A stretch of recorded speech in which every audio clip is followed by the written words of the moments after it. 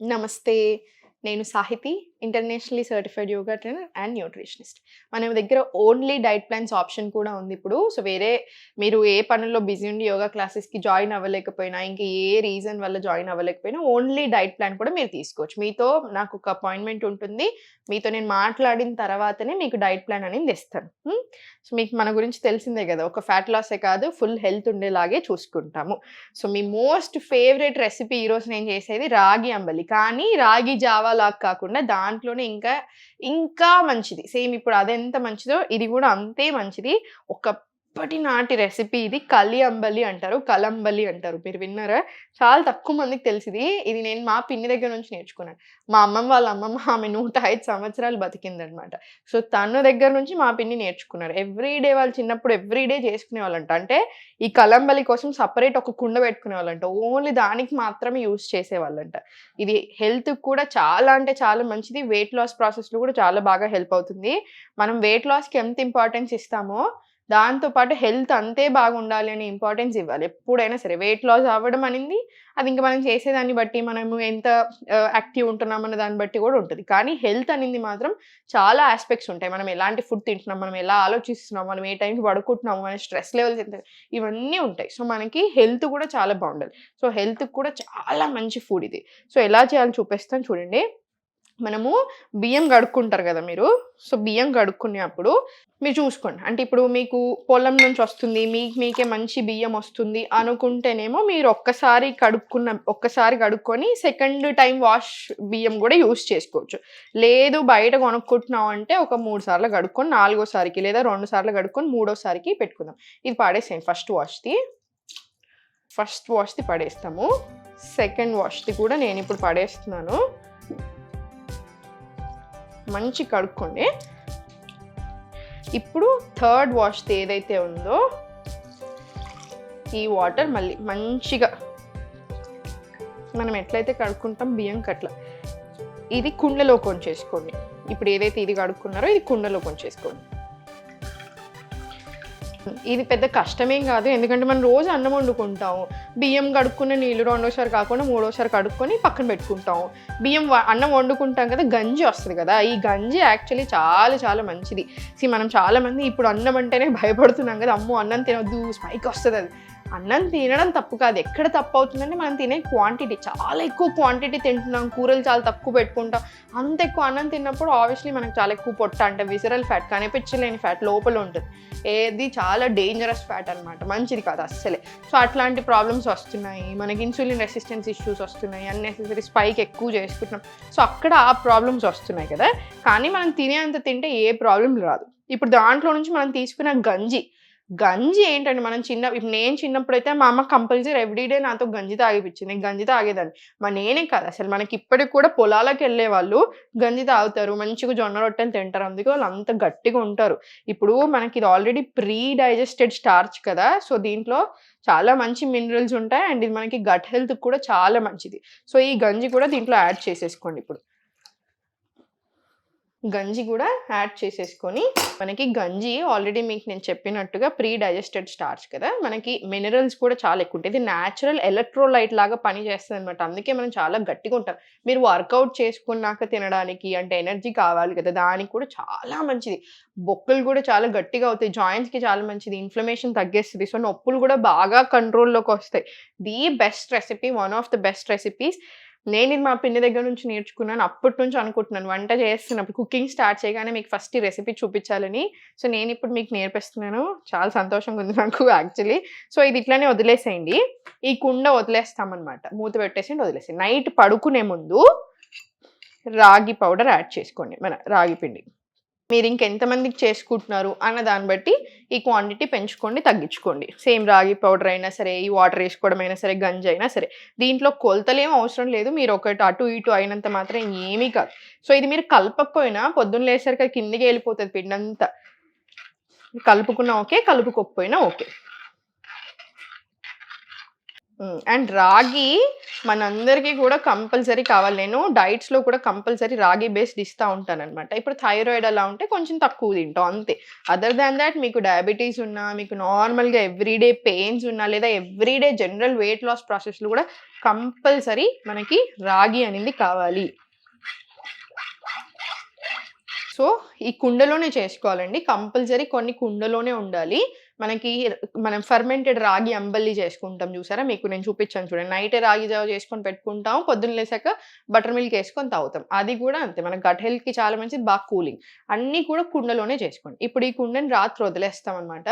Over night మూత పెట్టుకోండి, లేదా కాటన్ బట్ట వేసుకున్నా సరే ఓకే. సో పొద్దున్న లేచాక ఆ కుండలోనే ఉంచండి. నా దగ్గర ఇంకో కుండ లేదు మీకు చూపించడానికి. అందుకని ఆ కుండలో ఉన్నది దీంట్లో పెట్టుకున్నాను అంతే.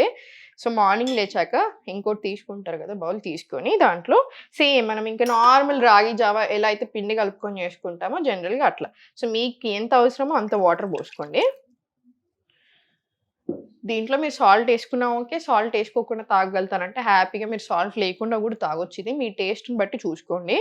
ఎందుకంటే ఇది మంచిగా పుల్ల పుల్లగా చాలా బాగుంటుంది. సో ఇప్పుడు ఇంకొకటి వినండి, చాలా ఇంపార్టెంట్.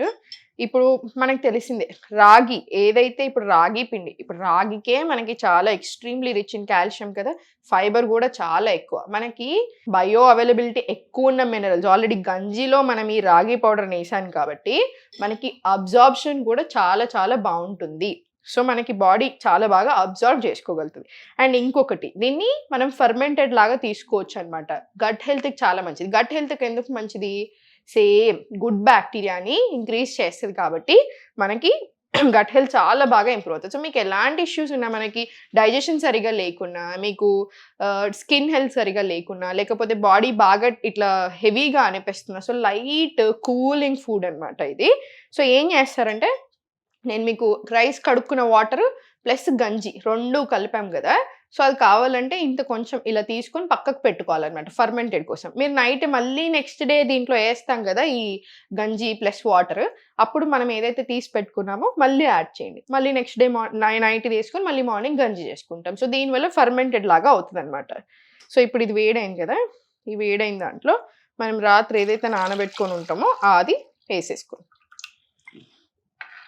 కలుపుకోండి. ఇంకా సేమ్ రాగి జావా రెసిపీ అనమాట. మీరు కావాలనుకుంటే నేను చెప్పినట్టు సాల్ట్ వేసుకోవచ్చు. ఇది కొంచెం పుల్ల పుల్లగా ఉంటుంది. సో మీకు సాల్ట్ వేసుకోకపోయినా కూడా ఏం లేదు.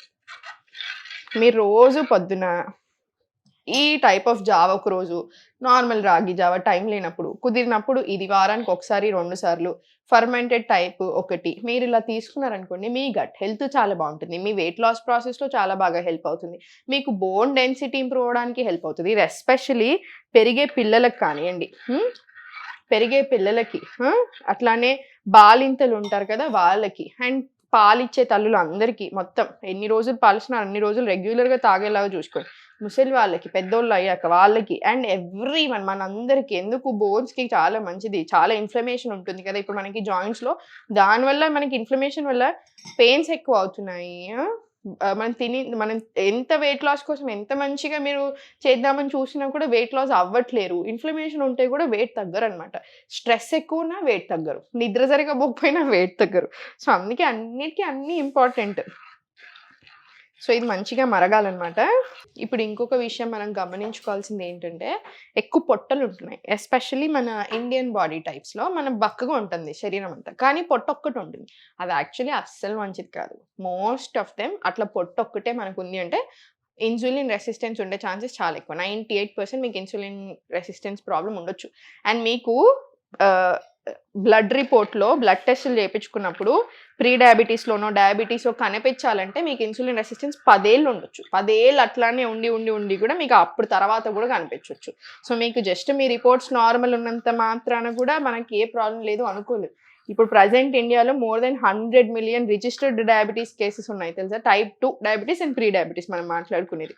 టైప్ 1 ఎందుకు వస్తుందో మనకి ఇంకా రీజన్ తెలియదు, ఇంకా మనం ఏం చేయలేం. కానీ టైప్ 2 డయాబెటీస్ కానీ pre diabetes, insulin resistance 3 to 6 monthsలో కరెక్ట్ డైట్, కరెక్ట్ ప్రాసెస్ తోటి చాలా బాగా కంట్రోల్ చేసుకోవచ్చు. మీ రిపోర్ట్స్ అన్ని కంప్లీట్ నార్మల్ చేసుకోవచ్చు.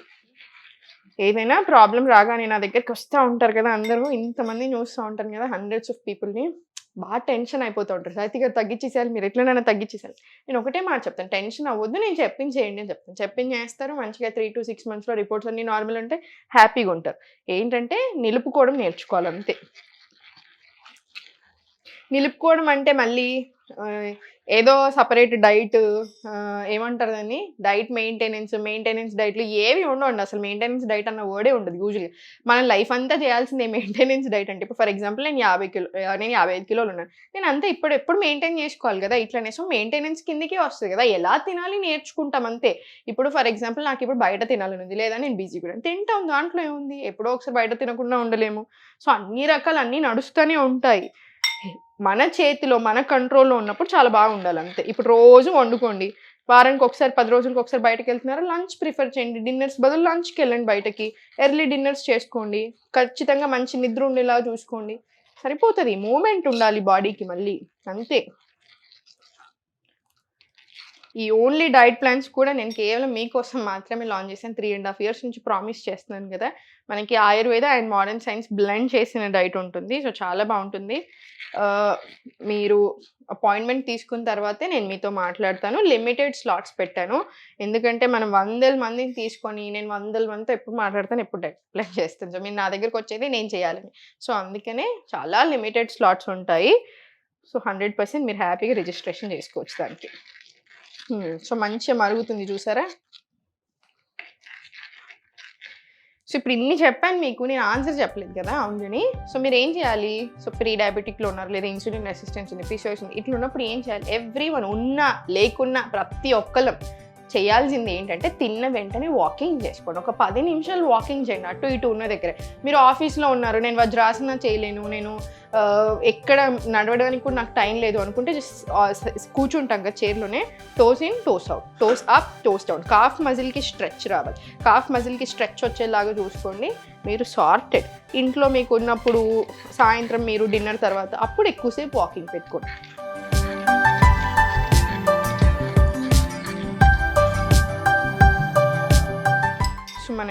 మన కలి అంబలి రెడీ అయిపోయింది. ఇది ఆఫ్ చేసుకొని మూత పెట్టుకున్నాక కూడా కుండ కాబట్టి మరుగుతూనే ఉంటుంది. సో చల్లగా అయ్యాక మీరు హ్యాపీగా తాగొచ్చు. సో చూసారు కదండి, ఎప్పటిదో ఒకప్పటి నాటి రెసిపీ నేను నేర్చుకున్నాను. మీకు ఇంకా కూడా ఏమైనా మంచి రెసిపీస్ తెలిస్తే నాకు మెసేజ్ చేయండి, మనం అందరికీ చూపించవచ్చు. సో డెఫినెట్లీ మీరు రెగ్యులర్గా తీసుకోవచ్చు. మీకు ఈరోజు బ్రేక్ఫాస్ట్ ఆప్షన్స్ చాలా చూపించాను కదా. మనకి సోరకాయ రైతా చూపించాను, అది మీరు లంచ్లో అయినా తినొచ్చు, బ్రేక్ఫాస్ట్ లాగైనా తినొచ్చు. రాగి కలియంబలి ఇది తీసుకోవచ్చు. దీంతోపాటు ఒక 1 బాయిల్డ్ ఎగ్ అలా తీసుకోండి. ఇంకా మళ్ళీ మనకి స్వీట్ పొటాటోతో చూపించాను. సో ఇవన్నీ కూడా మీరు బ్రేక్ఫాస్ట్‌కి తీసుకోవచ్చు. మీకు అన్నెసెసరీ ఎక్కువ స్పైక్ అవ్వడం అలా ఏమీ ఉండదు. హెల్త్‌కి హెల్త్ వస్తది, వెయిట్ లాస్ వస్తది, 2 వస్తాయి. సో దేనికి టెన్షన్ పడకండి. ఒక ప్రాబ్లమ్ వచ్చింది అంటే దానికి సొల్యూషన్ కూడా ఉంటుంది. సో ఇక్కడి నుంచి ప్రాబ్లమ్ వస్తుంది, ఎందుకు వస్తుంది అనేది గమనించుకొని దాని మీద వర్క్ చేయండి. రూట్ కాజ్ పట్టుకోండి. ఏదో పైన అన్నట్టు కాకుండా రూట్ కాజ్ అసలు ఎక్కడి నుంచి వస్తుంది, ఏ ఇష్యూస్ ఉన్నాయి అవి పట్టుకోగలిగితే ఎలాంటి ప్రాబ్లమ్ రాకుండా ఉండొచ్చు. ఓం నమః శివాయ.